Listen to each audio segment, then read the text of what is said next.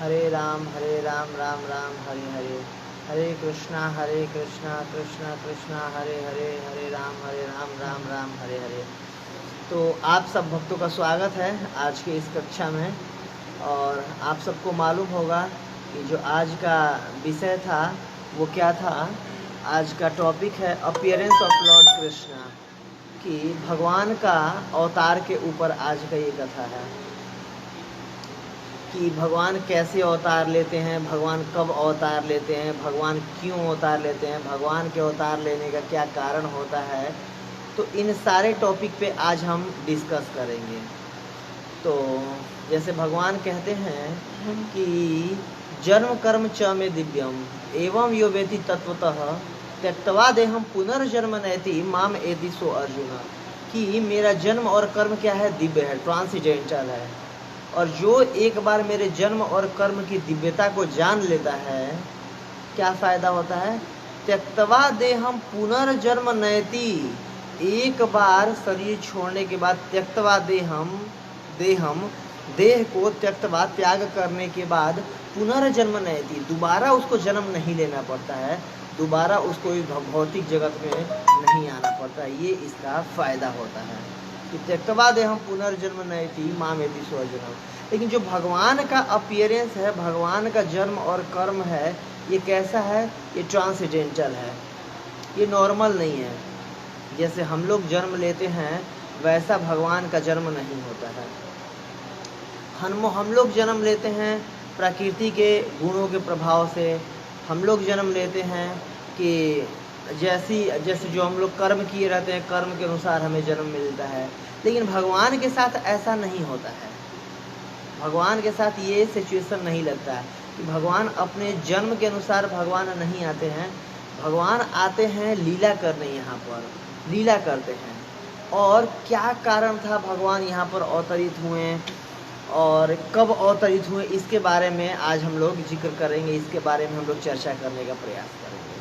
तो श्रीमद् भागवतम के 9वें स्कंद के अंत में सुखदेव गोस्वामी परीक्षित महाराज को सुना रहे थे। पूरे वंश की कथा सुनाए, फिर पूरा चंद्रवंश की कथा सुनाए।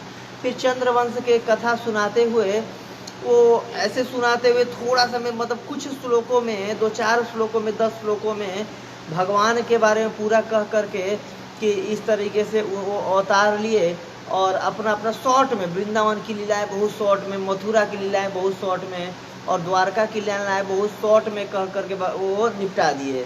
तो तुरंत फिर परीक्षित महाराज बोले कि ऐसे थोड़ी ना होता है, जब आप भगवान की कथाएं कह रहे हैं और भगवान की कथाएं आप इतना शॉर्ट में कहकर वो कर दिए, तो हे गुरुदेव, हे मुनिवर, कृपया इसको विस्तारित कीजिए। इतना शॉर्ट में, इतना छोटे में सुन करके मेरा मन नहीं भरा।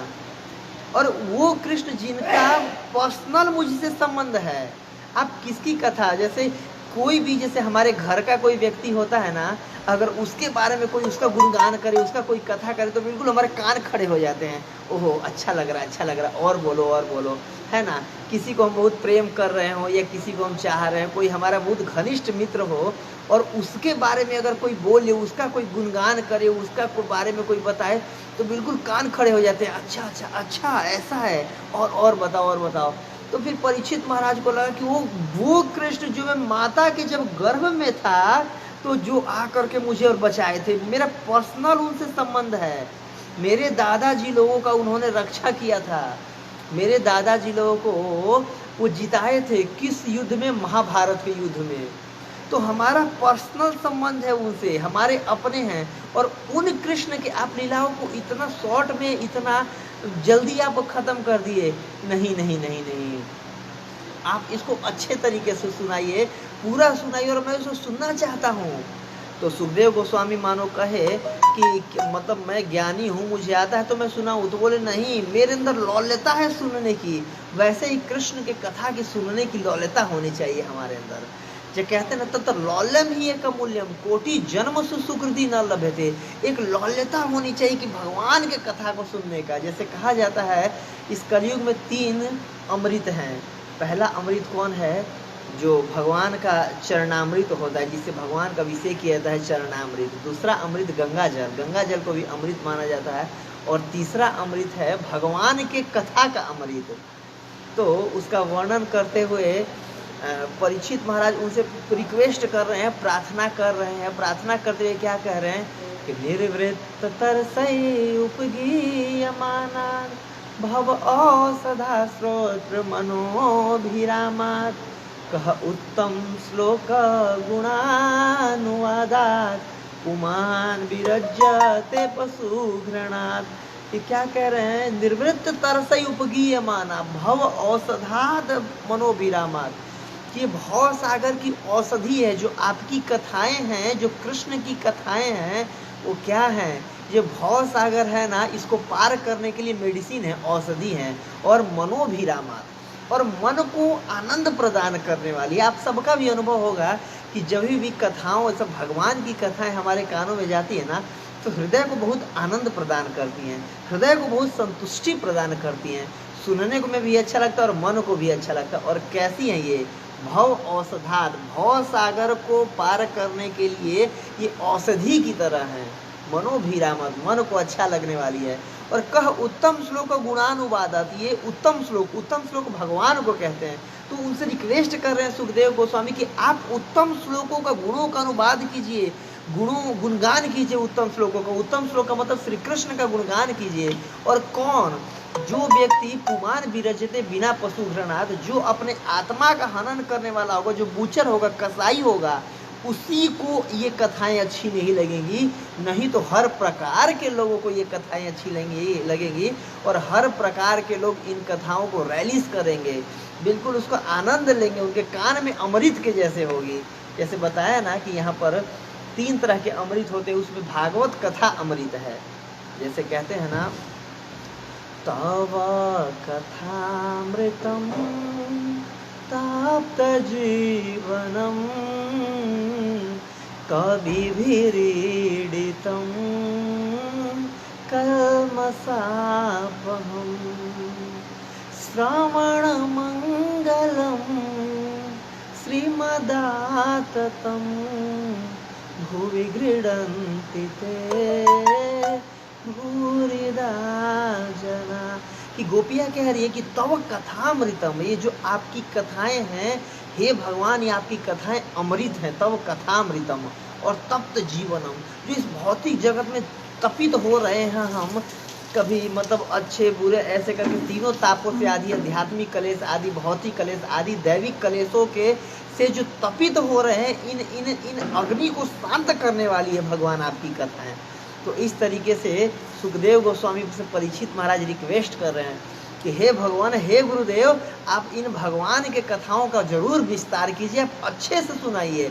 ऐसे में मेरा मन नहीं भरा। और ये मत सोचिए कि जैसा 3 दिवस से मैं लगातार कथा सुन रहा हूँ, तो आप ये मत सोचिए, उस दिन 3 दिन हो चुका था, चौथा दिन शुरू होने वाला था, तो मत सोचिए कि मुझे भूख और प्यास लगी है। मुझे कोई भी भूख प्यास नहीं लगी है। आपके मुख से निकलने वाले इन अमृत को सुन करके, ये अमृत जो मेरे कानों में जा रही है, इस अमृत से मैं बिल्कुल संतुष्ट हूँ और मुझे भूख और प्यास कुछ भी नहीं लगी है। आप भगवान का कथा जारी कीजिए, भगवान का कथा सुनाइए, रोकिए मत, भगवान के कथा को विस्तार कीजिए। तो इस तरीके से जब परीक्षित महाराज उनसे रिक्वेस्ट कर रहे हैं सुखदेव गोस्वामी से कि भगवान के कथाओं को और विस्तारित करने के लिए, भगवान के कथा को करने के लिए, तो फिर सुखदेव गोस्वामी भगवान का कथा शुरू करते हैं। तो इस प्रकार श्रीमद् भागवतम का 10वां स्कंद शुरू होता है, जिसमें कि 90 चैप्टर हैं। और श्रीमद् भागवतम का 10वां स्कंद जो भगवान का, जिसे कमल मुख से, एक मतलब मुस्कुराते हुए चेहरे से जिसकी तुलना की जाती है, कमल मुख से तुलना की जाती है। और श्रीमद् भागवतम का 10वां स्कंद भगवान के मुख को रिप्रेजेंट करता है। इसमें पूरी 10वें स्कंद में भगवान की कथा है। कहाँ की कथा है? भगवान का जन्म का कथा है, भगवान के सारी लीलाएं हैं, मथुरा की लीलाएं हैं, वृंदावन की लीलाएं हैं, द्वारका की लीलाएं, ये सारी लीलाएं श्रीमद् भागवतम के 10वें स्कंद में इनकी चर्चा हुआ है। तो ये परीक्षित महाराज उनसे रिक्वेस्ट किए हैं सुखदेव गोस्वामी से कि आप इन कथाओं का विस्तारित कीजिए। तो फिर सुखदेव गोस्वामी भागवतम के 10वें स्कंद के पहले अध्याय में कथा करना शुरू करते हैं, भगवान के जन्म लीला का कथा। और भगवान का जन्म लीला का कथा करते हुए वो कहते हैं कि एक बार की बात है, पृथ्वी जिसकी अधिष्ठात्री देवी है भूमि देवी, वो बहुत ही जो तमाम तरह से असुर राजा लोग यहाँ पर इकट्ठे हो गए थे, जो कि राजा के भेष में असुर लोग थे, उनसे उनकी उससे बहुत ज़्यादा प्रताड़ित हो गई थी पृथ्वी देवी, भूमि देवी। तो उसको प्रताड़ना इतना ज़्यादा कष्ट में थी भूमि देवी कि जा करके वो ब्रह्मा जी के पास जा करके रिक्वेस्ट की। ब्रह्मा जी के पास जा करके वो रिक्वेस्ट की, और किस रूप में? वो गाय का रूप धारण करके गई थी, और बिल्कुल उनके नैनों से अश्रुपात हो रहे थे। और उनको देख करके ब्रह्मा जी को बहुत दया आया। ब्रह्मा जी ने पूछा, हे देवी क्या हो गया, तुम इतना प्रकार का कष्ट है, क्या दिक्कत है? तो वो कहती हैं, कौन? भूमि देवी, जो पृथ्वी की अधिष्ठात्री देवी है। भूमि देवी उनसे रिक्वेस्ट करती है कि देखिए, पृथ्वी पर तमाम ये राजा लोग जो कि असुर हैं लेकिन राजा के भेष में रह रहे हैं, और उनके बोझ से मैं बोझिल हो गई हूँ, उनके उत्पीड़न से बहुत कष्ट पा रही हूँ, और कृपया मेरा उद्धार कीजिए, आप इसका कुछ न कुछ सॉल्यूशन कीजिए। तो ब्रह्मा जी उनके रिक्वेस्ट को सुनते हैं भूमि देवी से, फिर बोलते हैं कि ठीक है, चलते हैं हम भगवान के पास और भगवान से प्रार्थना करते हैं कि भगवान ही कुछ करे। तो क्षीर सागर के तट पे सारे देवताओं को साथ में लेकर के ब्रह्मा जी भूमि देवी को भी अपने साथ में लेकर के आते हैं, और वहाँ पर आते हैं। इसके बाद क्षीर सागर के तट पे सारे देवता लोग और स्वयं ब्रह्मा जी, भूमि देवी, सब लोग पुरुषोक्त करके एक प्रार्थना होती है। तो उस पुरुषोक्त प्रार्थना से भगवान का गुणगान करते हैं, भगवान का अभिनंदन करते हैं, भगवान का ध्यान धरते हैं। तो इस तरीके से प्रार्थना करते हैं। लेकिन क्या होता है, भगवान वहाँ पर प्रकट तो नहीं होते हैं, लेकिन भगवान प्रकट नहीं होते, लेकिन तो फिर ब्रह्मा जी क्या करते हैं, मेडिटेशन में बैठ जाते हैं, आंख बंद करके मेडिटेशन करते हैं। और मेडिटेशन करते हैं तो भगवान उनको मैसेज देते हैं, उनके हृदय में कुछ ज्ञान प्रदान करते हैं, उनके हृदय में कुछ मैसेज देते हैं। क्या? और इसके बाद ब्रह्मा जी वो मैसेज सारे देवताओं को सुनाते हैं कि जल्द ही भगवान स्वयं पूर्ण पुरुषोत्तम भगवान धरती पर अवतरित होने वाले हैं। ये यदुवंश में अवतरित होंगे, और किनके पुत्र के रूप में? तो वहीं पर ब्रह्मा जी घोषणा कर देते हैं कि वसुदेव के पुत्र के रूप में भगवान अवतरित होंगे। और भगवान ने आगे आज्ञा दिया है आप सारे देवताओं को कि आप लोग भी अपने अंश और खुद अपनी पत्नियों के साथ जाइए, और इन भोज वंश में, वृष्णि वंश में, यदु वंश में, और इनमें अवतार आप लोग लीजिए, जन्म ग्रहण कीजिए, ताकि आप लोग भगवान के लीलाओं में भगवान का सहयोग कर पाएंगे, पार्टिसिपेट कर पाएंगे। और उनकी प्रेमिकाओं के मदद करने के लिए आप लोग अपनी पत्नियों से भी कह दीजिए कि वो भी जा कर के जन्म ग्रहण करें वृंदावन में, मथुरा में, और भी आदि जगहों पर जहाँ पर भगवान लीला करने वाले थे। तो ब्रह्मा जी की बात सुन करके सारे देवता लोग बहुत प्रसन्न हुए, और प्रसन्नता से फिर अपने अपने धाम में चले गए, लोक में चले गए, और भूमि देवी फिर वहाँ से आ गई। और क्या होता है कि इस प्रकार वो भूमि देवी को बहुत सांत्वना मिली कि चलो भगवान प्रकट होने वाले, और निश्चित रूप से जब भगवान प्रकट होंगे तो मेरे दुख को जरूर दूर करेंगे। तो इस प्रकार फिर भूमि देवी भी खुशी हुई, और फिर वापस अपने लोक में लौट आई। फिर कुछ समय बाद जब उनका जन्म होता है, किनका? वसुदेव जी का। तो सारे देवताओं को पता था कि इसी वासुदेव के पुत्र के रूप में भगवान का अवतार लेने वाला है। तो बिल्कुल जब वसुदेव जी का जन्म होता है तो आकाश से सारे देवताओं पे पुष्प वृष्टि करते हैं, फूलों की मतलब वर्षा करते हैं पूरा, और पूरे आकाश में खूब नगाड़े, दुदुम्भी और खूब बाजे, मृदंग वगैरह, ढोल वगैरह बजाए जाते हैं, बिल्कुल उनके इस खुशी में कि इसी पुरुष के पुत्र के रूप में भगवान का अवतार होगा। इसलिए वसुदेव जी का एक नाम अनक दुदुम्भी भी है। क्यों? क्योंकि उनके जन्म होने पर देवता लोग दुदुम्भी बजा करके उनका स्वागत किए थे। तो इस प्रकार बड़े होते हैं वसुदेव जी, और वसुदेव जी का कई सारे विवाह होता है। उसमें से एक विवाह होता, मतलब जो कंस के पिताजी थे और उनके चाचा जी, देवक उनके चाचा जी थे, और उनके पिताजी थे उग्रसेन। तो ये दोनों संत पुरुष थे, लेकिन उनके जो पुत्र थे वो कौन थे? कंस थे। ये थोड़े से प्रवृत्ति से थोड़े से दुष्ट प्रवृत्ति के व्यक्ति थे। तो एक बार की बात है, जब भी देवक को या फिर इनको उग्रसेन को, देवक को अगर, अब कई सारी उनकी पुत्रियां थी, उनको अगर विवाह करना होता था तो जाते थे, हर तरफ खोजते थे, और उनको कोई भी वसुदेव से अच्छा वर नहीं मिलता था, और बार बार अपनी पुत्रियों की, कई सारी अपनी पुत्रियों का विवाह वो वसुदेव से ही करते हैं, क्योंकि उनको पता था कि वसुदेव एक धर्मात्मा पुरुष हैं, धर्म के नियमों का पालन करने वाले हैं, धर्म के रास्ते पर चलने वाले हैं, तो इस प्रकार वो वसुदेव से अपने कई पुत्रियों का विवाह करते हैं। तो एक बार जो सबसे उनकी छोटी पुत्री थी देवकी, जिनका नाम था, तो उस देवकी का विवाह किनके साथ हुआ? वसुदेव जी के साथ हुआ था, और बहुत धूमधाम से विवाह हुआ था, क्योंकि सबसे छोटी पुत्री थी। तो उग्रसेन और ये मिलकर के बहुत अच्छे तरीके से विवाह की, और काफ़ी उसमें दहेज देते हैं उनको। पहले ये प्रथा थी कि दहेज प्रथा क्या है कि कोई भी पिता खुशी से अपनी पुत्री को और अपने जो उसका दामाद होता है उसको कुछ गिफ्ट देता है, कुछ उपहार देता है, उसको दहेज कहते हैं। क्योंकि आज के डेट में ऐसा होता है कि मांग कर देंगे, इतना पैसा दोगे तो ही मैं विवाह करूंगा, लेकिन ऐसा नहीं होता था। वधू का पिता मतलब लड़की का पिता अपनी प्रसन्नता से अपनी लड़की को कुछ गिफ्ट देता था, अपने दामाद को कुछ गिफ्ट देता था, कुछ उपहार देता था कि लीजिए आप इसको स्वेच्छा से रखिए, और अपनी पुत्री को देता था ताकि पुत्री अच्छे से रहे, उसको कोई दिक्कत ना हो। तो इस प्रकार वो बहुत गिफ्ट वो देते हैं, जैसे कि 12,000 घोड़े देते हैं, 1800 रथ देते हैं, 400 हाथी देते हैं, और सारे स्वर्ण मंडित पूरे थे, और 200 नवविवाहित कन्याएं भी साथ में, दासियां भी अपनी पुत्री के साथ उसमें दहेज में भेजते हैं। तो इस प्रकार पूरा बहुत बड़ा दहेज के साथ बिल्कुल, और जो वसुदेव थे देवकी को ले करके वहाँ से चले अपने घर की तरफ। तो घर की तरफ चले तो उसका देवकी का एक भाई था जिनका नाम था कंस, और कंस बहुत प्रेम करता था देवकी को, बहुत लाडली थी देवकी कंस की। तो जब कंस था तो जब देखा कि विदाई हो रहा है, विदाई होने पर पहले ज़माने में ऐसा होता था कि लड़की के साथ ना लड़की का भाई भी जाता था उसके घर तक उसको छोड़ने के लिए, ताकि लड़की को बहुत ज़्यादा दुख ना हो और मेरे माता पिता का याद ना सताए। और मुझे ये भी याद है जब मेरी बड़ी दीदी का विवाह हुआ था, मेरे बड़े पापा की बेटी का, तो मैं भी गया हुआ था उनके साथ उनके घर पे।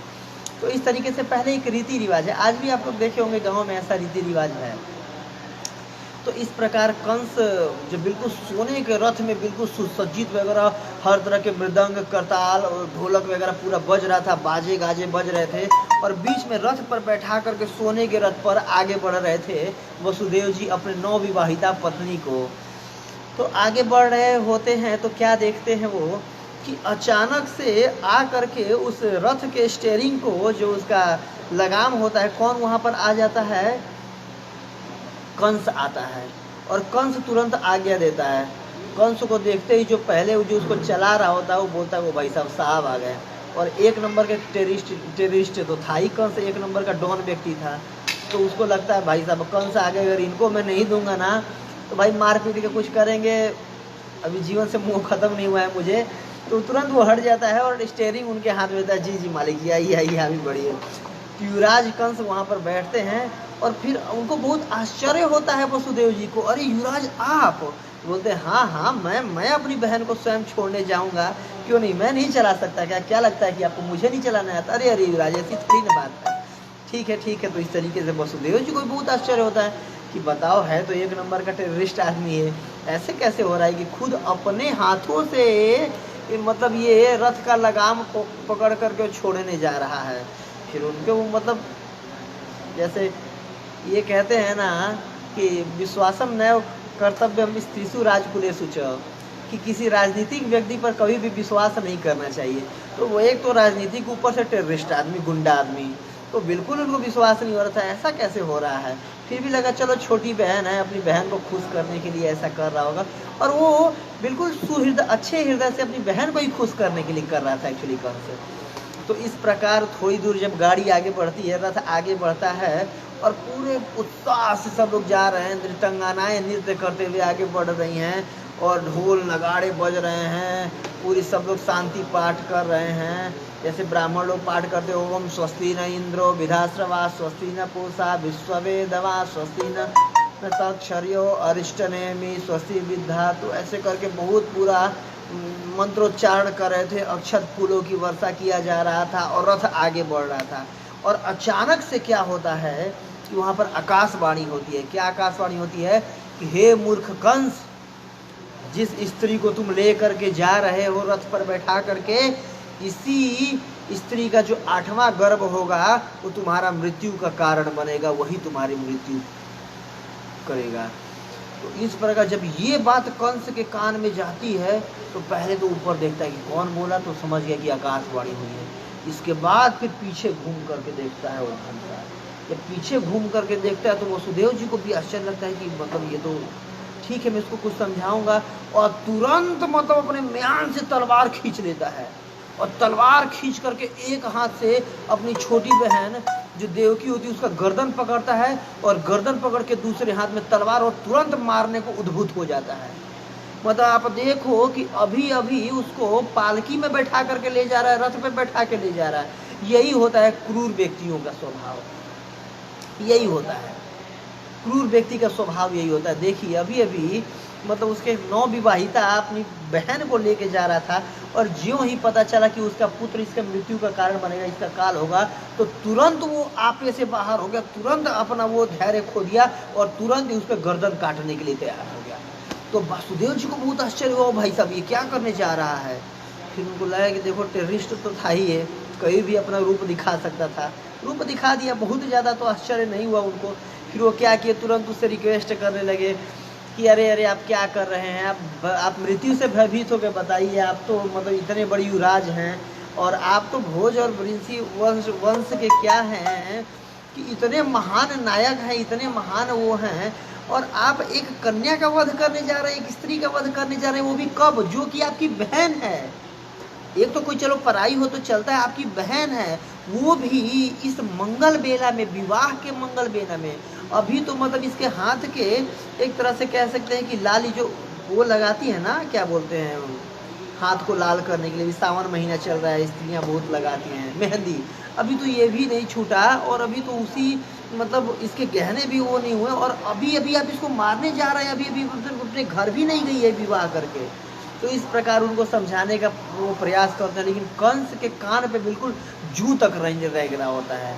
इसको एक कहावत है ना कि भैंस के आगे बीन बजा भैंस करे पगुरा है, वैसे ही बिल्कुल वो तो ना मारूंगा, ये भी मैं मारूंगा, और बिल्कुल रेडी था वो मारने के लिए। और कंस अब इनको लगा कि अब कुछ ना कुछ तो करना पड़ेगा, मेरा कर्तव्य है, मेरा धर्म बनता है, क्योंकि मेरी पत्नी है, मेरे से इसका विवाह हुआ है, तो मेरा कर्तव्य है कि मैं इसका रक्षा करूं।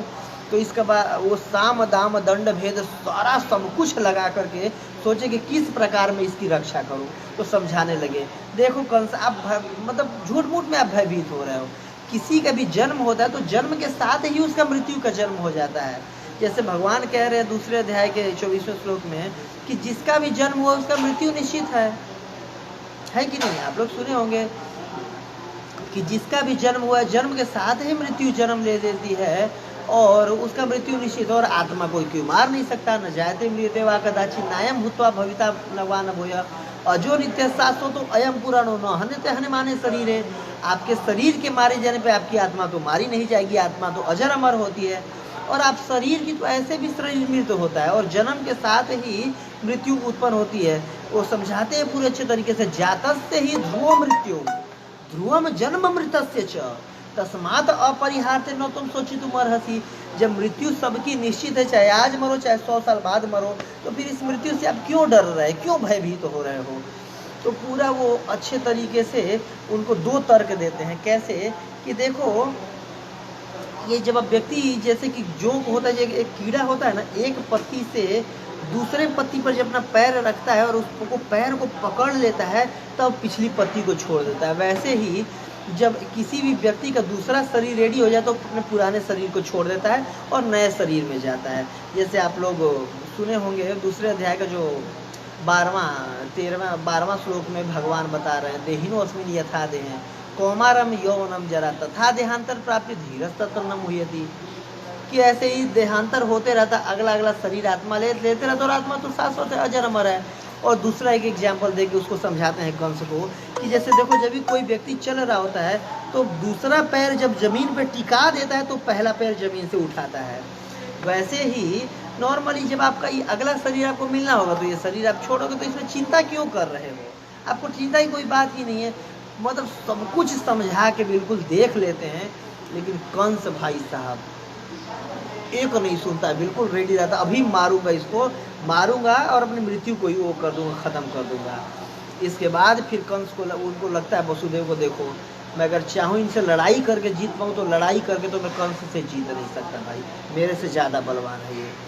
और कहा जाता है कि कंस के पास भी 10,000 हाथियों का बल था, तो उनको पता चल गया था कि देखो इससे लड़ाई करके तो मैं जीत नहीं सकता, तो मैं क्या करूँ, बहुत सोचने लगे। फिर लास्ट में सोचते हैं कि चलो एक काम करता हूँ, अभी तो मेरा पहला कर्तव्य है कि अपनी पत्नी को बचाऊँ, मतलब देवकी को बचाऊँ। और अगर ऐसा देववाणी हुई है, भविष्यवाणी हुई है कि जो इसका पुत्र होगा 8वां, अगर इसका काल होगा इसको मारेगा, तो निश्चित रूप से मारेगा, वो तो मारेगा ही मारेगा, अगर ऐसा भविष्यवाणी हुई है। तो अभी मेरा कर्तव्य है कि अपनी पत्नी का मैं रक्षा करूँ।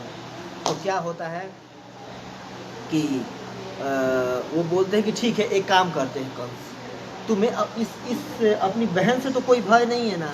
बोलता है ना, इससे क्या भय है, इसके 8वें गर्भ से भय है।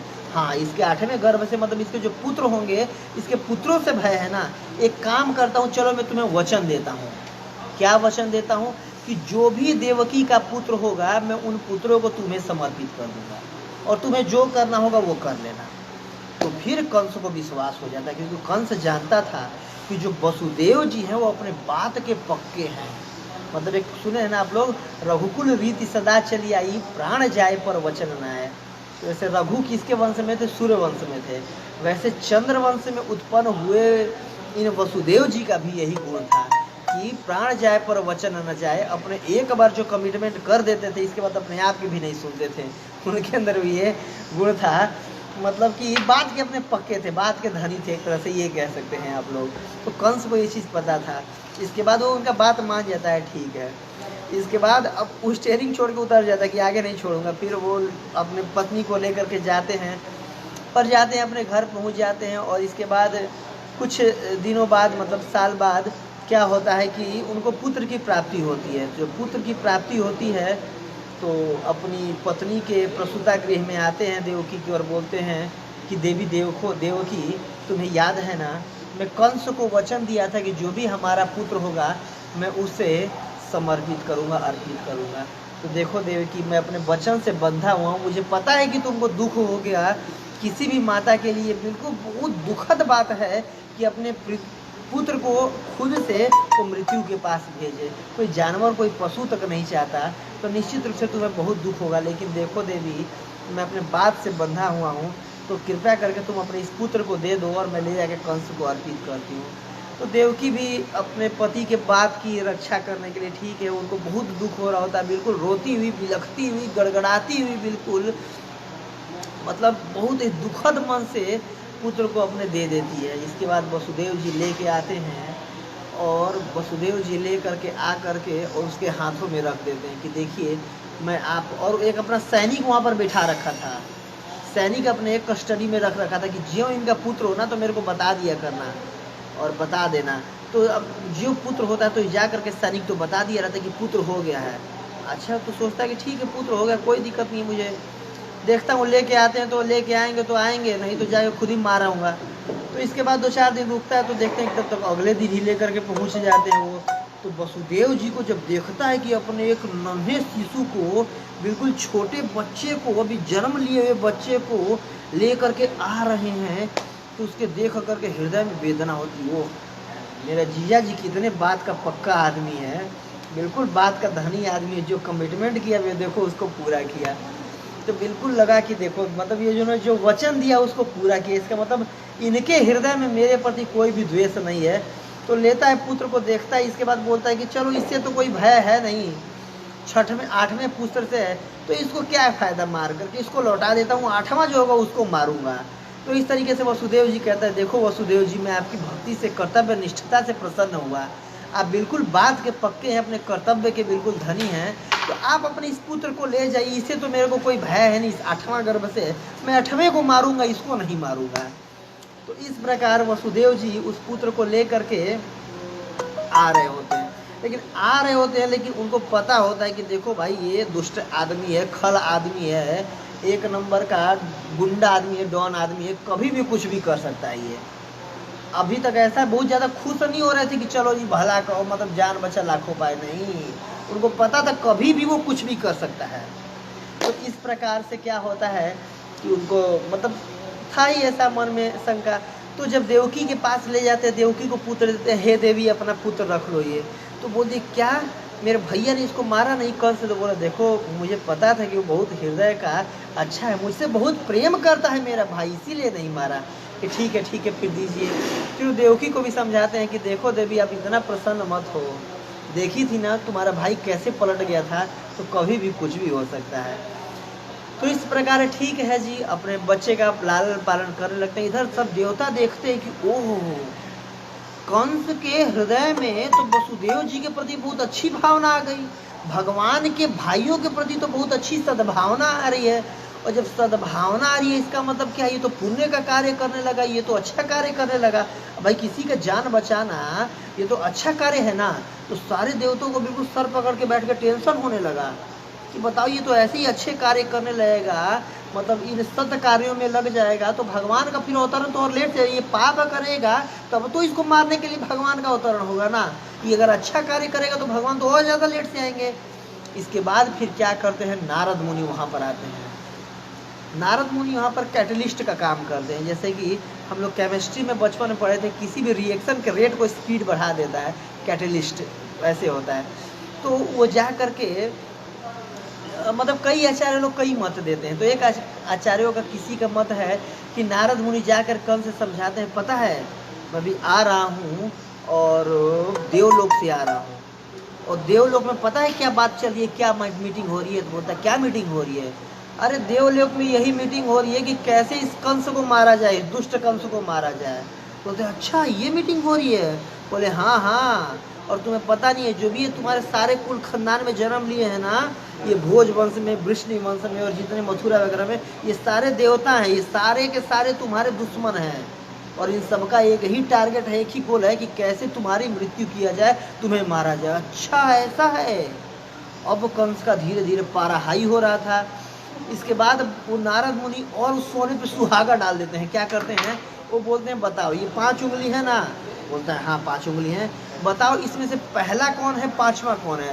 गिनते हैं 1 2 3 4 5। अगर ये 5वां है, ये पहला है। और अगर यहाँ से गिने तो 1 2 3 4 5, जो 5वां था, जो पहला था वो 5 हो गया। तो ऐसे ही बोलते हैं। तो कंस बोलता है कि ऐसे थोड़ी ना होती है, गिनती तो एक तरह से शुरू होता है। बोलते नहीं नहीं नहीं, देवताओं का तुम्हें नहीं पता, तुम्हें कहानी नहीं सुने हो क्या? स्त्री बन के भगवान विष्णु आ गए थे और मार दिए थे। ऐसे देवताओं का कोई पता नहीं भाई, उनकी गिनती कहीं से भी शुरू हो जा सकती है। अगर मान लो दूसरे से अगर गिनती शुरू करेंगे तो जो पहला होगा वो 8वां होगा कि नहीं? और कई हमारे आचार्यों का मत है कि एक कमल का फूल लाए हुए थे, 8 पंखुड़ियों वाला कमल का फूल लाए हुए थे। वो कमल को फूल को दिखाते हुए बोलते हैं कि देखो इसका पहला कौन है, ये 1 2 3 4 5 6 7 8। और अगर दूसरे से गिने तो जो पहला था वो हो जाएगा 8वां हो जाएगा। तो देखो अब कमल को घुमाते हैं ऐसे, इसमें पहला कौन है और 8वां कौन है? तो बिल्कुल कन्फ्यूज आ जाता है वो कि हाँ सही बात है भाई, कन्फ्यूज़न में आ जाता है कि इसमें तो कोई फिक्स नहीं कि पहला कौन 8वां कौन है। इसका मतलब पहला जो गर्भ है, पहला पुत्र, वो भी 8वां हो सकता है। तो इसके बाद फिर उनको लगता है कि भाई साहब पूरी दुनिया में जो मेरा शुभचिंतक है ना, एकमात्र नारद जी हैं। बाकी सब तो मेरे जो भी आसपास हैं, सब देवता लोग जन्मे हुए, सबको मारूंगा, एक एक करके सबको उड़ाऊंगा। और ये जी नारद जी अच्छा किया आप आए, मुझे बता दिए, आपने मेरा चक्षु उत्मीलन कर दिया, आंखें खोल दिया, बिल्कुल बहुत बहुत धन्यवाद। बताओ क्या खिलाऊं पिलाऊं आपको? अच्छे से बैठाया, उनका चरण धोया, बिल्कुल पैर दबाया, बोले आप ही बस चिंतक, अभी जाता हूँ उसको मार के आता हूँ। अभी भी छोड़ा था, अभी तुरंत बुलवाता हूँ, मारता हूँ। और इस बार तो देवकी को ही मारूंगा, वसुदेव को ही मारूंगा, और जो भी मेरे खानदान में जन्म ले सबको एक एक करके मारूंगा। ये लोग देवता हैं, अभी बताता हूँ मैं। ओ भाई साहब, कंस का पारा फिर से हाई हो गया। और कंस फिर अपने मिनिस्टर लोगों से भी वो लेता है, सलाह लेता है। और भाई दुष्ट के सारे मिनिस्टर भी दुष्ट ही थे, सारे मिनिस्टर दुष्ट ही थे। और सारे खल लोग उसको सुझाव भी देते हैं ऐसा ही, हाँ तुरंत मारना चाहिए, जल्दी मारना चाहिए। तो एक काम करता है कि बुलाओ वसुदेव को, बालक लेके अपना है, और इस बार खाली हाथ मत बुलाओ, जाओ उसको पकड़ के लाओ, और उसके बेटे को तो मारूंगा, इन लोगों को जेल में बंद करूंगा। अब इसके बाद फिर कंस को, और कंस क्या करता है, देवकी और वसुदेव को बुलवाता है, और उनके पुत्र को तो उनके सामने उठा करके पत्थर पर देख करके मारता है, और तुरंत ही प्राण प्यारे हो जाते हैं, बिल्कुल हरिबोल हो जाता है, मृत्यु हो जाता है उनका। और बिल्कुल ये देख करके बिल्कुल देवकी रोने लगी, लेकिन वसुदेव जी देवकी को समझाते हैं, देखो मैं बोला था ना तुम्हारा भाई है ही ऐसा, कोई दिक्कत नहीं है, विधि का विधान है, ऐसा ही मतलब जन्म के साथ मृत्यु फिक्स होती है, कोई दिक्कत नहीं है। भगवत इच्छा से इस तरीके से समझा लेते हैं, लेकिन क्या करता है उनको बंदी बना करके जेल में डलवा देता है, कारागार में डलवा देता है। और अपने पिताजी को भी लगता है ये सारे लोग मेरे खिलाफ हैं, अभी अभी बताता हूँ सबको, बिल्कुल जो भी उनके पिताजी, अपने पिताजी तक को जेल में डलवा करके खुद ही राजा, पहले युवराज था लेकिन अब राजा बन जाता है, गद्दी पे बैठ जाता है और पूरी कब्जा कर लेता है। और जो भी खल और दुष्ट थे उन सबको मंत्री बनाता है अपना, और जो भी अच्छे लोग थे उनको सबको जेल में बंद करवा देता है। तो इस तरीके से कंस अपना उत्पीड़न करना चालू करता है, प्रताड़ना देना चालू करता है सबको। सब लोग त्राही त्राही कर रहे थे, बिल्कुल दुखी हो गए थे कंस के उससे। ब्राह्मणों का यज्ञ बंद करवा देता है, कोई यज्ञ नहीं होगा, बिल्कुल यज्ञ बंद करो बिल्कुल। तो इस तरीके से बहुत सबको दुख दे रहा होता है। फिर क्या होता है कि इस तरीके से दूसरा गर्भ होता है, तीसरा गर्भ होता है, चौथा गर्भ होता है, पांचवा गर्भ होता है, छठवां पुत्र, और एक एक करके ज्यों उसको शिशु का रोने का आवाज़ सुनता था उसी समय जाके उसके सैनिक लोग बता देते थे, और आता था और बच्चे को जबरदस्ती छीन लेता था उनसे, और छीन करके सामने ही बिल्कुल पटक देता था जमीन पर, पत्थर पे, और उसी समय पुत्र मर जाया करता था। इस तरीके से बहुत उनको शोक में बिल्कुल मग्न रहा करते थे, और बिल्कुल क्रूरता से सारे बच्चों को मारता था। देवकी को बहुत कष्ट होता था, बहुत रोती थी देवकी। तो इस तरीके से एक एक करके 6 पुत्रों को देवकी के मार डाला था कंस, और इस तरीके से उसका पाप का घड़ा धीरे धीरे भर रहा था। और फिर धीरे धीरे क्या हुआ, जब छठवां गर्भ को मार डाला, फिर 7वां गर्भ जब उत्पन्न होने वाले थे, तो जैसे कि जब कोई बहुत बड़ा व्यक्ति आता है ना कहीं के, अगर सपोज अगर कोई यूएस का प्रेसिडेंट अगर आना हुआ, अमेरिका का राष्ट्रपति अगर आना हुआ, तो पहले क्या होगा, उसके सेक्रेटरी आएंगे, उसके डॉक्टर आएंगे, उसके प्रसाद खाना बनाने वाले आएंगे, उसका जो पहले होटल को देखने वाले आएंगे, और जो एम्बेसी वाले होते हैं वो पहले आके देख जाएंगे कहाँ रुकेगा, क्या खाएगा, कहाँ सोएगा, कहाँ जाएगा, कौन सी गाड़ी में जाएगा, कौन सी फ्लाइट से आएगा, किन जगहों पर जाएगा, पूरा चेकिंग होता है ना अच्छे तरीके से, पूरा जेट से इनका उनको सुरक्षा मिलता है। वैसे ही जब पूर्ण पुरुषोत्तम भगवान स्वयं श्री कृष्ण का जब अवतरण होने वाला है, जब पूर्ण पुरुषोत्तम भगवान आने वाले हैं, तो उनके देखरेख के लिए उनके एम्बेसी के रूप में कौन आते हैं, पहले स्वयं अनंत शेष वहाँ पर आते हैं, अनंत भगवान आते हैं, भगवान बलराम आते हैं, माता देवकी के गर्भ में वो उत्पन्न होते हैं। कि पहले कोई कहीं भी जब भगवान आने वाले हैं तो पहले उस जगह को जा करके साफ वगैरह करना पड़ेगा, साफ सफाई करना पड़ेगा, सब कुछ देख रेख करना पड़ेगा, सब कुछ ठीक है ना, कोई दिक्कत तो नहीं है। इस तरीके से उस जगह को सेंटिफाइड करने के लिए, देख रेख करने के लिए, क्या है क्या नहीं है, शुद्ध करने के लिए पहले देवकी माता के गर्भ में स्वयं अनंत भगवान बलराम जी उसमें आते हैं, प्रकट होते हैं। और जब 6 गर्भ, एक एक करके 6 गर्भ का जब विनाश किया जाता है ना माता देवकी के, तो एक बार देवकी माता उस जेल में उनके साथ वसुदेव की 2 पत्नियां रह रही थी, रोहिणी और देवकी। तो रोहिणी से एक दिन की बात है, वो प्रार्थना करती हैं, कौन, जो देवकी माता होती हैं, कि देखो दीदी तुम्हें तो पता ही कि जो भी मेरा पुत्र होता है और उसको पुत्र को जन्म लेते ही कंस है मार देता है, 1 नंबर का दुष्ट है, और जन्म लेते ही मार देता है। और तुम्हें तो पता ही दीदी, और जो इनकी 16 पत्नियां थी, 17वीं पत्नी थी देवकी, तो और भी जिनको 16 इनकी जो पत्नियां हैं, एक भी संतान नहीं है। तो पता नहीं आप आगे संतान हो ना हो, हमारा कुल खानदान आगे बढ़े ना बढ़े, और देखो जो भी मेरा पुत्र होगा उसको तो मार ही देगा ये।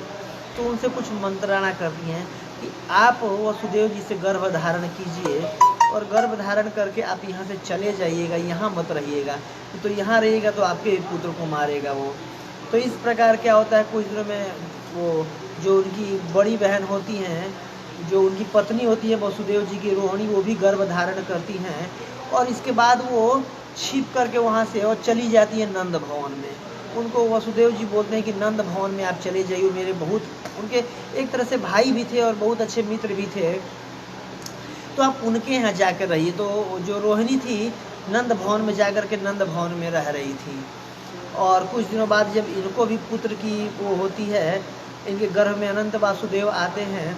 तो अनंत वासुदेव जब 7 महीने के हो जाते हैं, तो 7 महीने के हो जाते हैं तो भगवान माया देवी को, दुर्गा देवी को आज्ञा देते हैं कि हे माया देवी, जो बहिरंगा शक्ति है भगवान की, आप एक काम करो, आप जाओ और जो मेरा अंश के, जो मेरा स्व अंश हैं, बलराम हैं, बलदेव हैं, संकर्षण हैं, अनंत वो हैं, वो अभी देवकी के गर्भ में हैं, और एक काम करो, आप इनको देवकी के गर्भ से स्थानांतरित करके इनको वहाँ से उठा करके आप रोहिणी के गर्भ में रख दो।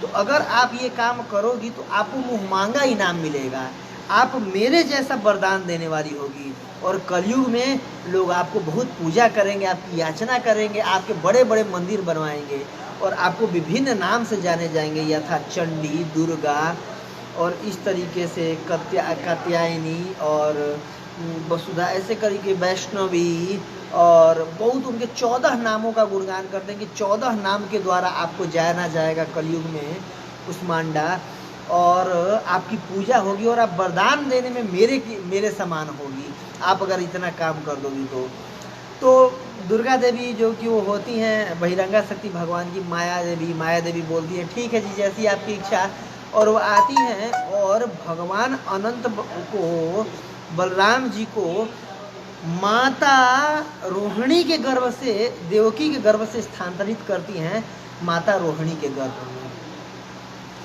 इस वजह से सुखदेव गोस्वामी प्रारंभ में ही 9 स्कंद के आखिरी में ही सुनाए थे कि जो बलराम जी का जन्म होता है रोहिणी के गर्भ से, और बलराम जी का जन्म होता है देवकी के गर्भ से। तो बहुत आश्चर्य होता है उनको, परीक्षित महाराज को, कि हे गुरुदेव, अभी आपने बताया कि उनका जन्म होता है देवकी के गर्भ से, और अभी आप जना रहे हैं कि रोहिणी के गर्भ से, तो एक ही व्यक्ति का 2 माताओं से कैसे जन्म हो सकता है? आश्चर्य की बात है कि नहीं भाई? 2 माता और 1 पुत्र को जन्म दे रही है, ऐसा कैसे हो सकता है? या एक पुत्र एक माता से भी जन्म ले रहा है, दूसरी माता से भी जन्म ले रहा है, ऐसे कैसे हो सकता है? तो ये प्रश्न पूछे थे श्रीमद् भागवतम के पहले 10वें स्कंद के पहले अध्याय के शुरुआत में। तो इसका यहाँ पर उत्तर दे रहे हैं कि पहले वो 7 महीना इनके गर्भ में रहे थे, और दूसरे 7 महीना माता रोहिणी के गर्भ में रहे थे संकर्षण। और क्योंकि वो बोलते हैं कि ये जो मेरा अंश है ये बहुत बलवान होगा, इसीलिए इसका नाम बलराम रहेगा, और ये सबको आनंद प्रदान करने वाला होगा, इसीलिए इसका नाम राम भी रहेगा। और क्योंकि तुम इसको स्थानांतरित कर रहे हो, एक गर्भ से दूसरे गर्भ में लेके जा रही हो, इसीलिए इसका नाम संकर्षण भी होगा। तो भगवान जो कृष्ण होते हैं बलराम जी का जन्म से पहले भी नामांकरण कर देते हैं, और इसके बाद फिर उनके गर्भ से उनमें स्थानांतरित किया जाता है, और इसके बाद बिल्कुल हलचल मच जाता है उसके कारागार में कि ओ हो देवकी का गर्भपात हो गया। इस बार जरूर ये दुष्ट कंस नहीं कुछ न कुछ किया होगा, 1 नंबर का खल व्यक्ति है, पापी व्यक्ति है, देखो तो शर्म भी नहीं आया, अपनी बहन का वो कर दिया, गर्भपात उसका हो गया किसी न किसी तरह से। तो इस बार तो उसका पुत्र ही नहीं जन्म लिया। इस तरीके से पूरा शोर मच गया, हल्ला हो गया कि उनका गर्भपात हो गया। इस तरीके से या बच्चा उनको हुआ, मृत बच्चा हुआ, पता नहीं क्या हुआ, सबको आश्चर्य होता पता नहीं क्या हुआ, और किसी को कुछ पता नहीं चला। सैनिकों लोग आपस में बात कर रहे थे, लेकिन किसी को भी सही का ज्ञान नहीं हुआ। और इसके बाद फिर क्या हुआ, जब 7वें गर्भ का उनका स्थानांतरण कर दिया गया था, क्योंकि बलराम जी आए थे कि ठीक है मैं जा करके कुछ दिनों के लिए देख लेता हूँ, लेकिन आए जब तो माता देवकी गर्भ से निकलने का नाम ही नहीं ले रहे थे, तो भगवान को स्थानांतरित करवाना पड़ा उनको। तो इस तरीके से फिर वो सेंटिफाई हो जाता है माता देवकी के गर्भ, और पूर्ण पुरुषोत्तम भगवान श्री कृष्ण, साक्षात परम परमेश्वर भगवान श्री कृष्ण, जैसे वो कहते हैं ना, ईश्वर परम कृष्ण सच्चिदानंद विग्रह अनादिरादिर गोविंद सर्व कारण कारणम।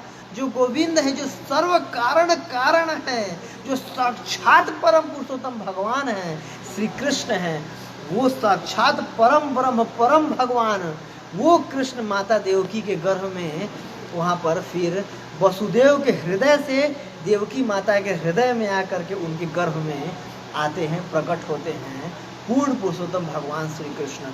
और जब भगवान श्री कृष्ण उनके गर्भ में आते हैं तो देवकी माता बहुत सुंदर दिखने लग रही थी, बहुत सुंदर। उनका मतलब उनका करोड़ों चंद्रमा के जैसा उनका प्रकाश बिल्कुल दिव्यमान था। और ये चीज़ बहुत अच्छे तरीके से सुखदेव गोस्वामी वर्णन कर रहे हैं कि बिल्कुल प्रसन्न दिख रही थी अंदर से, मतलब सारे उनको पुत्रों के मारे जाने का गम जला गया हृदय से, किसी भी प्रकार का कोई कष्ट नहीं था, कोई दुख नहीं था। और उनके गर्भ में जब भगवान उत्पन्न हुए तो, लेकिन सुखदेव गोस्वामी को ये कथा करते करते हृदय में थोड़ा क्षोभ हो रहा है। क्यों? क्योंकि वो इतना देवकी सुंदर लग रही थी, प्रसन्न थी, बिल्कुल करोड़ों सूर्य के प्रकाश उनका वो तेज चमक रहा था, लेकिन फिर भी क्योंकि वो कंस के कारागार में बंद होने के कारण उनको कोई देख नहीं पाता है। तो उसकी उपमा अलंकार से उनको अलंकृत कर रहे हैं, उसकी तुलना कर रहे हैं कि जैसे कोई एक जलता हुआ अगर दीपक हो, जलता हुआ अगर कोई अग्नि का स्रोत हो और उसको अगर घड़े में रख दिया जाए तो घड़ा के अंदर अगर अग्नि तो दूसरे को दिख नहीं पाएगा ना। वैसे ही एक ज्वलित और एक प्रज्वलित और एक अग्नि के समान तेज वाली देवकी के गर्भ में भगवान है और बहुत उनका तेज बढ़ा हुआ है, लेकिन कोई देख नहीं पाता क्योंकि वो कारागार में बंद थी। कोई भी उनका वो नहीं कर पाता है, दुनिया को पता नहीं चल पाता है। उसकी तुलना वैसे दे रहे हैं जैसे कोई बहुत खल व्यक्ति हो, बहुत कंजूस व्यक्ति हो और उसके बाद अगर वो उसके पास सरस्वती आ जाती है तो सरस्वती उसके पास आकर के बहुत दुखी होती है। क्यों? क्योंकि अपने ज्ञान को किसी को वो शेयर नहीं करता है, किसी से बांटता नहीं है, तो ज्ञान खत्म हो जाता है, किसी को शेयर नहीं करता है। तो इस प्रकार होता क्या है, तो पूर्ण पुरुषोत्तम भगवान उनके हृदय से उनके गर्भ में प्रकट होते हैं माता देवकी के, और फिर आते हैं सारे देवता लोग, और देवता लोग आकर के उनकी स्तुति करते हैं। और श्रीमद् भागवतम में दूसरा स्थाय के रूप में है गर्भ स्तुति। सारे देवता लोग वहाँ पर, ब्रह्मा, शिव, इंद्र, वरुण, सारे देवता लोग एक करके आते थे और माता देवकी की स्तुति करते थे। उन माता देवकी के गर्भ में जो भगवान पूर्ण पुरुषोत्तम भगवान साक्षात मूल नारायण जो थे, कृष्ण थे, उनका स्तुति करते हैं सारे देवता लोग कि हे भगवान, आप जगत के आदि हैं, आप जगत से पहले भी आप थे, जगत में की उत्पत्ति भी आपसे होती है और जगत का जब अंत हो जाता है तो ही आप बचते हैं। देखिए, आपने जैसा हमसे वचन दिया था, वादा किया था कि आप देवकी और वसुदेव के घर में जन्म लोगे, उत्पन्न होगे, अवतार लोगे, आप अपनी बात को पूर्ण किए। हे भगवान, आप बिल्कुल सत्यनिष्ठ हैं, आप जो वादा किए देखिए आप नहीं निभाए। नॉर्मली हम दुनिया में कहते हैं ना, जो वादा किया वो निभाना पड़ेगा, लेकिन लोग ज़्यादातर लोग वादा कर देते हैं, निभाते नहीं हैं। लेकिन भगवान एक बार जिसको कमिटमेंट कर देते हैं ना, तो भगवान भी किसी की नहीं सुनते, वो करते ही अपने बात पे। तो इस तरीके से भगवान वहाँ पर उत्पन्न हुए उनके देवकी माता के गर्भ में, और बिल्कुल ही ज्वलित दिव्यमान दिख रही थी। और आकर के सारा देवता शिव जी आते हैं, वो उनसे स्तुति करते हैं। इसको गर्भ स्तुति करके जाना जाता है। आप लोग कृष्णा बुक में पढ़ सकते हैं, दूसरा चैप्टर है, और श्रीमद् भागवतम के 10वें स्कंद के दूसरे अध्याय में इसका वर्णन है। बहुत अच्छे से भगवान को उत्तम श्लोक कहा जाता है। क्यों? क्योंकि भगवान का जो गुणगान होता है वो उत्तम श्लोकों द्वारा किया जाता है, चुने हुए श्लोकों द्वारा किया जाता है। जो ब्यूटीफुल, सुंदर से सुंदर श्लोक होते हैं, उनसे उनका गुणगान किया जाता है। इसलिए भगवान को उत्तम श्लोक भी कहा जाता है। जैसे कहते हैं ना, आयुर्हर्ति वै पुंसाम उद्दम स्तन यन्नसौ, तस्य अर्थे उच्छणो नित उत्तम श्लोक वार्ताया। जो कि उत्तम श्लोक, भगवान की वार्ता को सुनने में और कहने में जो अपना समय व्यतीत करते हैं, वो एक दिन और भगवान के पास जाते हैं। अन्यथा जो ऐसे अगर समय व्यतीत करता है तो आयुर्हर्ति वै पुंसाम उद्दम स्तन यन्नसौ, सूरज उगता है और सूरज डूबता है, एक दिन जीवन का कम कर देता है। लेकिन जो भगवान के गुणगान में करने में अपने समय को लगाते हैं, वो एक दिन और भगवान के करीब जाते हैं। तो इस प्रकार बहुत सुंदर सारे देवता मिलकर के गर्भ स्तुति किए कि भगवान आप प्रकट हुए हैं माता देवती के गर्भ में। निश्चित रूप से इस पृथ्वी पर से जो ये क्रूर देवता, मतलब असुर के रूप में जो राजा लोग हैं, इनके बोझ से आप पृथ्वी का बोझ को हल्का कीजिएगा। हम सब आए थे, आपसे प्रार्थना किए थे, आप हमारी प्रार्थना को सुन लिए। और इसके बाद प्रार्थना कर करके बिल्कुल पुष्पों की वहाँ पर वर्षा करते हैं, पुष्प चढ़ाते हैं और चले जाते हैं। और जब ये लोग को जब सुबह में नींद खुलता है तो सब लोग देखते थे यहाँ पर इतने सारे फूल कहाँ से आए हुए हैं। लेकिन उनको सब बिल्कुल अच्छा लग रहा था, देवकी को भी लग रहा था निश्चित रूप से हमारे जो गर्भ में कोई साधारण पुत्र नहीं है। और एक बार तो साक्षात कंस वहां पर देखने आए। जब उनको पता चला कि देवकी बहुत सुंदर लग रही है आजकल और देवकी गर्भवती है, तो वो साक्षात कंस आया उनको देखने के लिए। फिर कंस के मन में आ रहा था कि यार ये गर्भवती, क्या इसको मार दूं क्या? फिर लगा नहीं, मारूंगा नहीं, मारूंगा तो तुरंत मेरी ख्याति, लोग क्या कहेंगे कि अपनी गर्भवती बहन को मार दिया इसने। नहीं, मेरी ख्याति चली जाएगी। और उसको, क्योंकि उनके साक्षात गर्भ में भगवान थे, तो भगवान उसके मति को ना, भगवान कहते हैं सर्वस्य चाहम हृदय सन्निविष्टो मत्त स्मृति ज्ञानपोहनम च। भगवत गीता के 15वें अध्याय में भगवान कह रहे हैं 15वें श्लोक में कि भगवान ही देखो किसी के भी मतलब कोई चीज़ याद दिलाते हैं, बुलवाते हैं, तो उसके हृदय में परमात्मा के रूप में भगवान बैठे हुए हैं, तो भगवान ही उसको ऐसा करते, नहीं मारूंगा नहीं। फिर उसको सोचता है कि चलो ये 6 को तो मार ही डाला, अगर ये भी होगा तो इसको भी जन्म लेते ही मार डालूंगा। और दिन रात फिर कंस को एक ही टेंशन होता था, कब ये जन्म ले और इसको मैं मारूं, कब ये जन्म ले और इसको मैं मारूं, कब ले ये जन्म ले। और 24 घंटा सोते जगते उठते बैठते चलते खाते पीते कुछ भी करते हुए बस एक ही चीज उसके माइंड में कि कब इसका 8वां गर्भ उत्पन्न हो और कब इसको मारूं। यही उसके माइंड में चल रहा था। पूर्ण रूप से कृष्ण भावना भावित हो चुका था कंस, लेकिन विपरीत उसमें, जैसे कहते हैं अनुकूलेन कृष्णानुशीलनम भक्ति उच्यते, तो अनुकूल रूप से वो भक्ति नहीं कर रहा था, प्रतिकूलेन कृष्णानुशीलनम कर रहा था, प्रतिकूल रूप से कृष्ण का अनुशीलन कर रहा था। लेकिन जैसा भी कोई करे, ये न केन प्रकारेण मनः कृष्ण निवेशयेत्, भले दुष्टता से करे, द्वेष से करे, प्रेम से करे, बस कृष्ण में अपनी जो चित्त लगा लेता है ना, उद्धार हो जाता है उसका। तो इस प्रकार कंस के चित्त में बिल्कुल भगवान चल रहे थे, कब ये जन्म लूंगा और इनको मारूंगा, मैं मारूं इनको। तो इस प्रकार जब रोहिणी नक्षत्र के अष्टमी तिथि को, और अभी हाल फिलहाल में आने वाला है अगले 12 तारीख को, 12 अगस्त को जन्माष्टमी है, भगवान का प्राकट्य का तिथि है। तो सावन भाद्र मास के अष्टमी तिथि को भगवान उसमें वो होते हैं, देवकी के गर्भ से उसमें वहाँ पर प्रकट होते हैं। और भगवान प्रकट होते हैं चतुर्भुज रूप में। जब भगवान प्रकट होते हैं चतुर्भुज रूप में और शंख चक्र गदा पद्म से बिल्कुल सुशोभित हुआ, बिल्कुल पीताम्बर धारण किए हुए, और नील श्याम, नील बिल्कुल बादलों के समान उनका कांति थी, और बिल्कुल उनके कांति से पूरा दीप्तमान हो जाता है, प्रकाशित हो जाता है वो कंस का कारागार। और जो अष्टमी तिथि थी हालांकि, और एक होता है ना शुक्ल पक्ष और कृष्ण पक्ष, तो नॉर्मली कृष्ण पक्ष चल रहा था। और अष्टमी तिथि को जो चंद्र होता है वो पूर्ण नहीं होता है, लेकिन उस समय भगवान का जब जन्म होना था तो पूरा पूर्ण रूप से पूर्ण चंद्र होता है, क्योंकि चंद्रमा बहुत खुश थे कि मेरे कुल में भगवान जन्म ले रहे हैं, मेरे कुल में, चंद्रवंश में भगवान ने अवतार लिया था, यदुकुल में चंद्रवंश में। तो चंद्रमा बहुत खुश थे कि मेरे वंश में स्वयं पूर्ण पुरुषोत्तम भगवान साक्षात नारायण परम भगवान श्री कृष्ण अवतार ले रहे हैं। तो पूर्ण चंद्रमा उस दिन आकाश में उदित हुआ, और रोहिणी नक्षत्र था, और पूरे पृथ्वी पर हर जगह हरियाली छा गई। ब्राह्मणों का हृदय स्वतः रूप से आनंदित हो गया, सारे पृथ्वी पर सारे लोगों का हृदय बिल्कुल आनंदित हो गया, और आकाश में बिल्कुल नक्षत्र तारे बिल्कुल अच्छे तरीके से सेट हो गए। और उस समय भगवान अवतरित होते हैं चतुर, वो उसमें 4 हाथों से शंख चक्र गदा पद्म हुए, और बिल्कुल छोटे से बिल्कुल प्यारे बालक के रूप में, बिल्कुल मधुर बालक के रूप में, सलोने बालक के रूप में। और उनको देख करके बिल्कुल वासुदेव और देवकी को बहुत आश्चर्य हुआ, बहुत हर्षित हुए, बिल्कुल खुश रहे, कौन है, साक्षात परम पुरुषोत्तम भगवान अवतार ले रहे हैं। इसके बाद दोनों उनको प्रणाम किए, दोनों बहुत अच्छे से स्तुति किए कि हे भगवान, देखिए निश्चित रूप से हमारे लिए सौभाग्य की बात है कि आप हमें अपने माता पिता के रूप में चुने हैं। निश्चित रूप से हमने बहुत पुण्य कर्म किए होंगे, और देखिए ये कितना भी कोई जीवात्मा पुण्य कर्म करके आपको नहीं पा सकता भगवान, तो आप अपनी कृपावश, अपनी अहेतुकी दयावश आप देवकी के गर्भ से मेरे पुत्र के रूप में जन्म लिए। बहुत बहुत धन्यवाद आपको। और आप परम पुरुषोत्तम भगवान हैं, आप आदि हैं, आप आदि नारायण हैं, आप नारायण के भी स्वरूप हैं, स्रोत हैं, इस तरीके से वसुदेव जी बहुत अच्छा प्रार्थना करते हैं भगवान से, और माता देवकी भी बहुत अच्छा प्रार्थना करती है, बहुत सुंदर प्रार्थना करती हैं।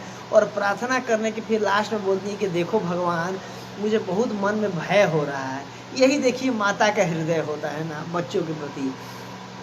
तो माता देवकी कहती हैं कि भगवान मुझे बहुत भय हो रहा है कि कंस को ज्यों पता चलेगा ना त्यों आएगा और आपको मार डालेगा वो। और इससे पहले हे भगवान, आप 6 मेरे पुत्रों को मार डाला है, 7 पुत्रों को मेरे मार डाला है, तो कृपा करके आप चतुर्भुज से 2 भुज के रूप में हो जाइए, 2 भुजा के रूप में हो जाइए, नहीं तो अभी आएगा कंस आपको मार देगा। मुझे बहुत दुख हो रहा है, कृपया करके आप अपनी रक्षा कीजिए, नहीं तो आपका मतलब मरने का मुझे बहुत ज़्यादा गम होगा, दुख होगा, तो आप ऐसा कीजिए।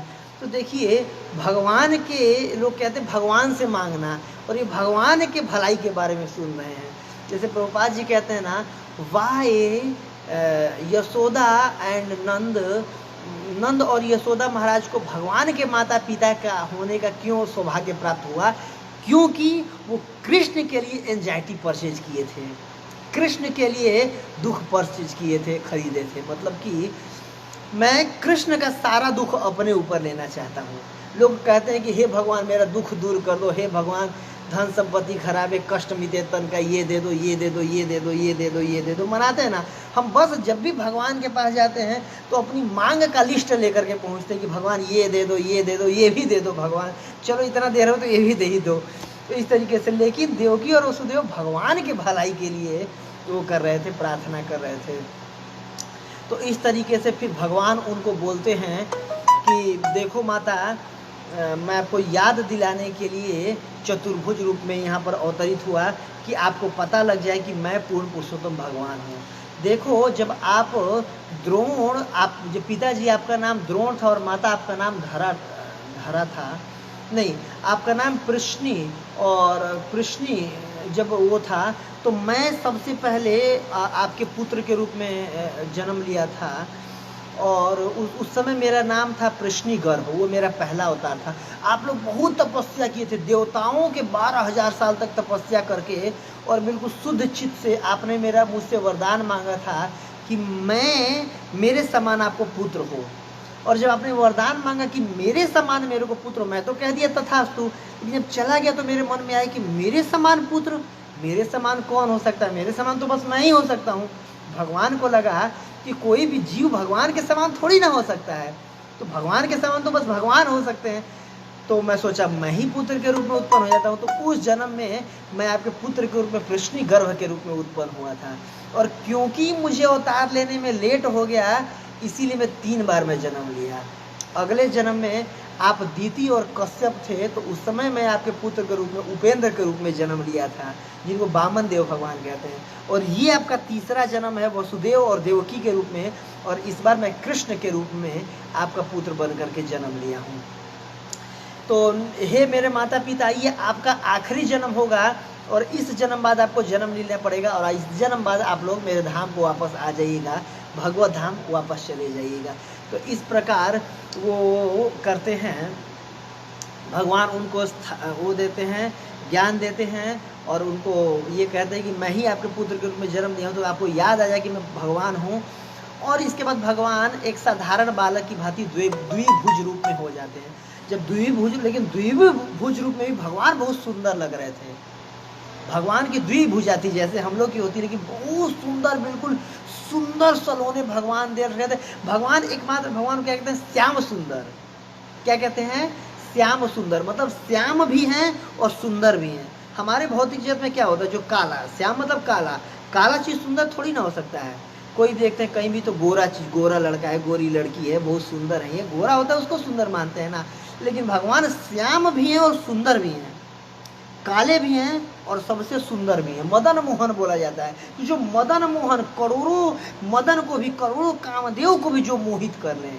काले भी हैं लेकिन करोड़ों कामदेव को मोहित कर लेते हैं। ये हमारे श्याम सुंदर जी, हमारे कृष्ण भगवान हैं।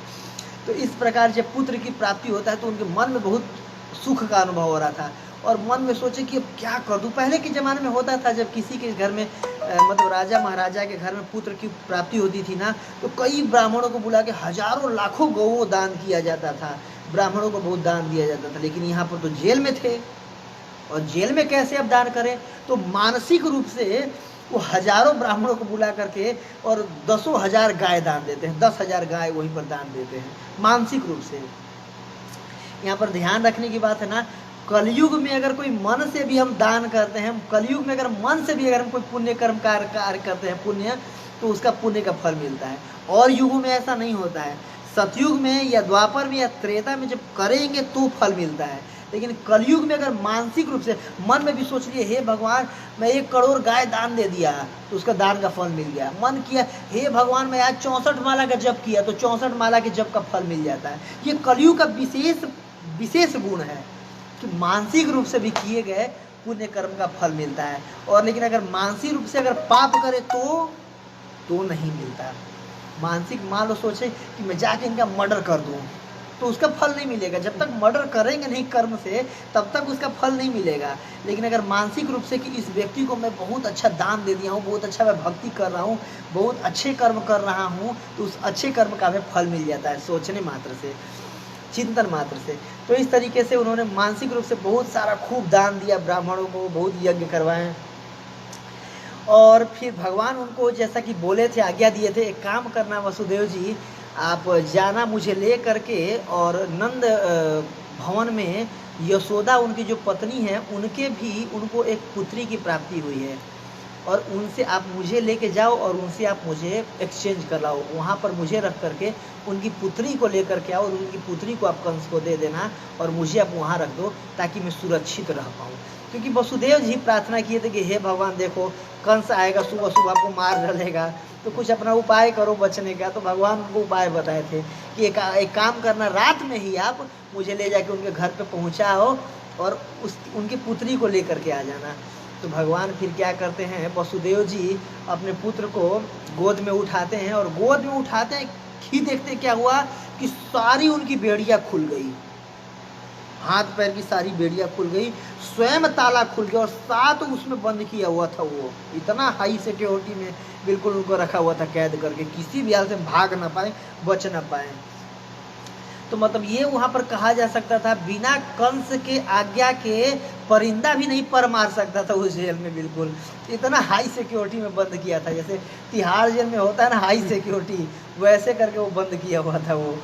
तो बिल्कुल देखते हैं कि सारे के सारे जेल के दरवाजे वो खुल जाते हैं, और जितने भी वहाँ पर पहरेदार थे सबको अचानक से जम्हाई आने लगती है और नींद आ जाती है, योग निद्रा से सब लोग सो जाते हैं, और इनके बेड़ियाँ खुल गए, ताले खुल गए, गेट खुल गया, और सारे के सारे पहरेदार सो जाते हैं।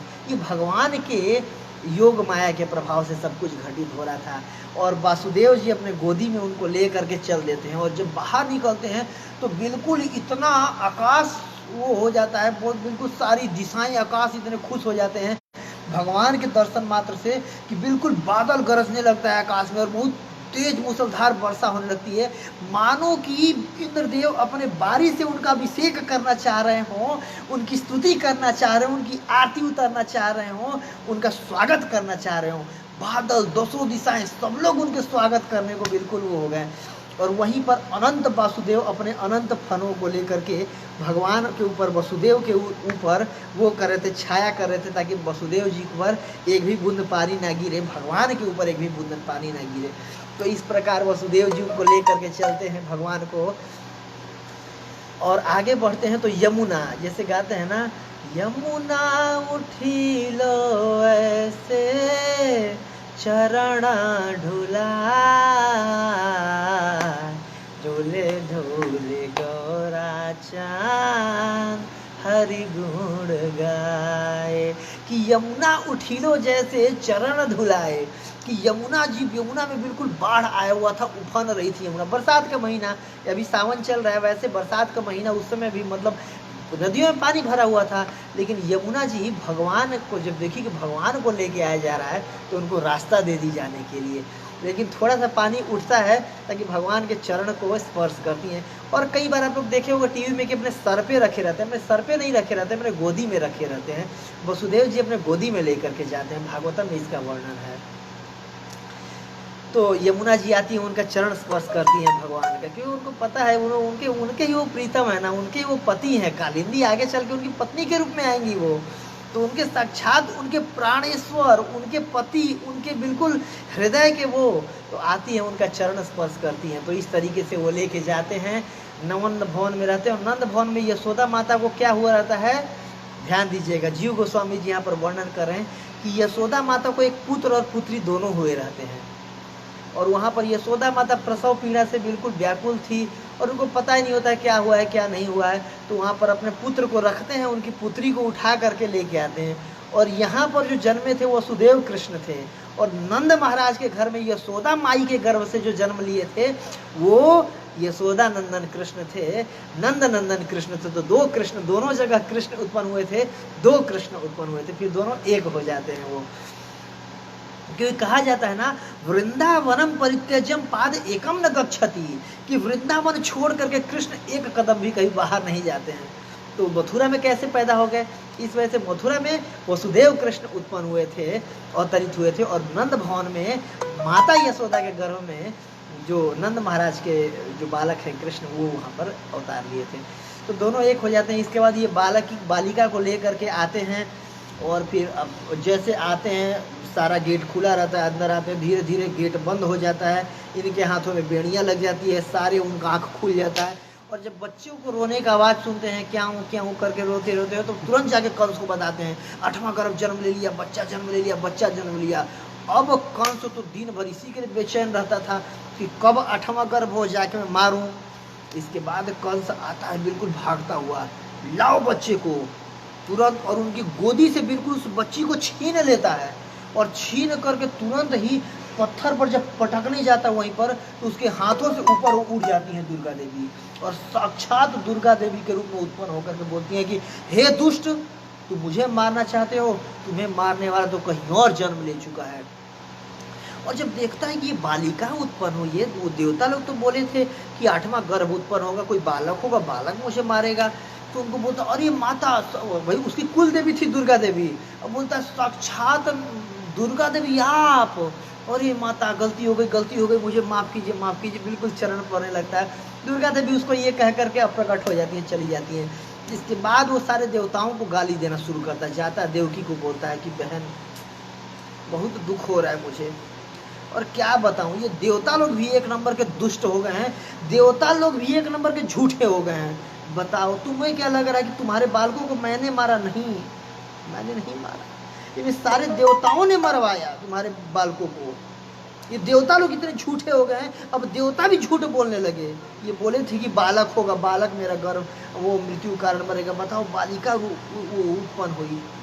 एक नंबर के झूठे हो गए देवता। देवताओं को 2-4 गाली दिया। इसके बाद वो देवकी को संतावना देने लगा कि देखो बहन, तुम तो अच्छे स्वभाव की हो, माफ़ कर देना मुझे। और देखो सब लोग अपने तरीके से जन्म लेते हैं और अपने तरीके से मरते हैं, ये तो प्रकृति डिसाइड करती है, तो भगवान डिसाइड करते हैं। तो तुम्हें कोई दुख की बात नहीं है, ये जन्म लिए अपने कार्यों से मारे गए। अब ये मत समझना कि मैं मारा, अब वही आत्मा का ज्ञान उनको दे रहा है। ये देखो, जब पहले वसुदेव जी इसको आत्मा का ज्ञान दे रहे थे, जब वसुदेव देवकी को मारने जा रहे थे, उस समय नहीं समझ में आया, और ये खल आदमी उस समय उनको ज्ञान दे रहा था। फिर भी वसुदेव जी का हृदय साधु आदमी है, चलो ठीक है गलती हो गई, तो तुरंत उनका हथकड़ी बेड़िया खोल देता है, बोलता है कि अरे गलती हो गई। उनको अच्छे से कपड़ा उपड़ा पहनाता है, बोलता है कोई दिक्कत नहीं है, आप लोग जाइए अपने घर पे, अच्छे से बात कीजिए, ऐसा वैसा करके वो भेज देता है। इसके बाद फिर अब यहाँ पर नंद भवन में नंद महाराज के घर में पुत्र का जन्म हुआ रहता है, और पुत्र का घर पे जन्म हुआ है तो अगले दिन बिल्कुल नंद उत्सव करके मनाया जाता है। तमाम लोग आते हैं उनके घर पर, गिफ्ट लेकर आते हैं, नंद महाराज को गिफ्ट देते हैं, नंद महाराज उनको गिफ्ट दे रहे हैं, और पूरा ही बिल्कुल ऐसा माहौल हो जाए जैसे वहाँ पर मेला लग जाए। क्यों? क्योंकि नंद महाराज भी कई भाई थे, नंद उपनंद ऐसे करके कई भाई थे, और उनके भी खानदान में कोई भी पुत्र नहीं उत्पन्न हुआ था, कोई पुत्र, ये पहला पुत्र उनके खानदान में उत्पन्न हो रहा था। तो इस प्रकार पूरे खुशी की लहर दौड़ गई थी मानव वृंदावन के, और ऐसे भी वृंदावन के प्राणों के तो ईश्वर हैं कृष्ण, साक्षात कृष्ण उत्पन्न हो रहे। सोचिए कितने प्रसन्न हुए होंगे। और नंद महाराज के घर में बिल्कुल जैसे कहते हैं, नंद के आनंद भयो जय कन्हैया राम की, ऐसा है ना, हाथी घोड़ा पाल की जय कन्हैया लाल की। तो नंद के घर में बिल्कुल आनंद मचता है, नंद के घर में बिल्कुल त्योहार मनाया जाता है, उत्सव मनाया जाता है भगवान के उत्सव पर। अभी जन्माष्टमी आ रही है, आप लोग भी बहुत अच्छे तरीके से जन्माष्टमी को मनाइएगा। भगवान के प्राकट्य के उस उत्सव को मनाना चाहिए अच्छे तरीके से। और भगवान के जब प्राकट्य होने के जन्म और कर्म को अगर समझेंगे ना, तो जन्म कर्म च मे दिव्यम एवं यो वेति तत्वतः त्यक्तवा देहम पुनर्जन्म नैति मामेति सो अर्जुन। जो भी भगवान के इस दिव्य जन्म और कर्म को, भगवान का जन्म हमारे जन्म के जैसा नहीं होता है। हम लोग कर्मों के बंधन में बंध करके जन्म लेते हैं, लेकिन भगवान अपनी इच्छा से, स्वेच्छा से और हम लोगों को उद्धार करने के लिए प्रकट होते हैं। लीला करने के लिए जो हम लोग कार्य करते हैं अपने कर्म बंधन के, कर्मों के, प्रकृति के गुणों के अधीन होकर करते हैं, लेकिन भगवान लीला करते हैं। और कैसे? योग माया के अंतर्गत भगवान लीला करते हैं। तो भगवान वृंदावन में उत्पन्न हुए, भगवान वृंदावन में प्रकट हुए और प्रकट होकर तमाम लीला किए और लीला करके वृंदावन वासियों को आनंद प्रदान कर रहे हैं। भगवान धराधाम पर क्यों अवतरित होते हैं? भगवान धराधाम पर अवतरित होते हैं, कहते हैं ना, परित्राणाय साधूनां विनाशाय च दुष्कृतां धर्म संस्थापनार्थाय संभवामि युगे युगे। हर युग में आते हैं। कैसे? परित्राणाय साधूनां, साधुओं का परित्राण करने के लिए, रक्षा करने के लिए, विनाशाय च दुष्कृतां, दुष्टों का वध करने के लिए, और धर्म संस्थापनार्थाय, धर्म का पुनः स्थापना करने के लिए हो ही जाता है। हम देखते हैं हर युग में या हर कुछ दिन बाद ऐसे तैसे कुछ दुष्ट जन्म लेते हैं जो कि धर्म के नियम को तोड़ते हैं। तो उन दुष्टों का विनाश करके और पुनः धर्म का स्थापना करने के लिए भगवान का प्राकट्य होता है, भगवान का अवतरण होता है।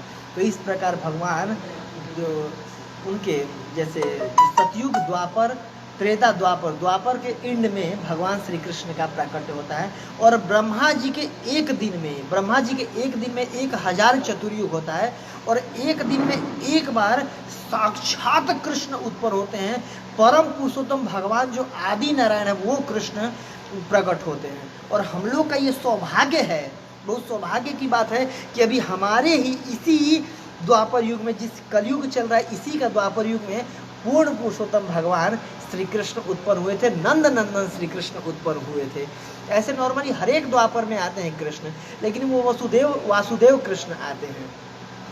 वो विष्णु के अवतार कृष्ण जन्म लेते हैं, अवतार लेते हैं। लेकिन जो ब्रह्मा जी के, जैसे ब्रह्मा जी की भी आयु 57 साल है, 57 साल के 7वें चतुर्युग के 28वें द्वापर युग के एंड में जो कृष्ण आते हैं वो स्वयं पूर्ण पुरुषोत्तम भगवान श्री कृष्ण हैं। और 28वां चतुर्युग का 7वां मनवंतर का 28वां चतुर्युग का कलयुग अभी चल रहा है। और हमारे ही पिछले द्वापर में पूर्ण पुरुषोत्तम भगवान श्री कृष्ण ने अवतार लिया था। तो ये हम लोग की परम सौभाग्य की बात है। देखिए 1000 चतुर्युग में एक चतुर्युग होता है 43 लाख साल का, जैसे कलयुग 4,32,000 साल का, द्वापर इससे डबल 8,32,000 का, त्रेता इससे ट्रिपल 12,96,000 साल का, और ऐसा होता है। तो टोटल मिला के 43,20,000 साल होते हैं। और ऐसे इंटू 1000 इतना बराबर ब्रह्मा जी का एक दिन, और एक दिन में एक बार श्री कृष्ण होते हैं प्रकट। और हमारे इस द्वापर में कृष्ण उत्पन्न हुए थे, प्रकट हुए थे। इसलिए जन्माष्टमी आ रही है, हमें भगवान का जन्म उत्सव धूमधाम से मनाना चाहिए। और आप लोगों से भी निवेदन है कि आप लोग भगवान का जन्माष्टमी जन्म उत्सव अच्छे से धूमधाम से मनाइएगा।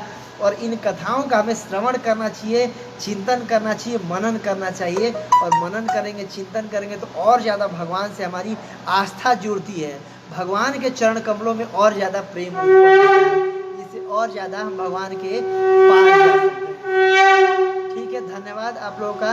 हरे कृष्ण। जगत गुरु श्रील प्रभुपाद की जय। अभी देखिए भगवान प्रकट हो रहे थे, इसी के कथा चल रहा है।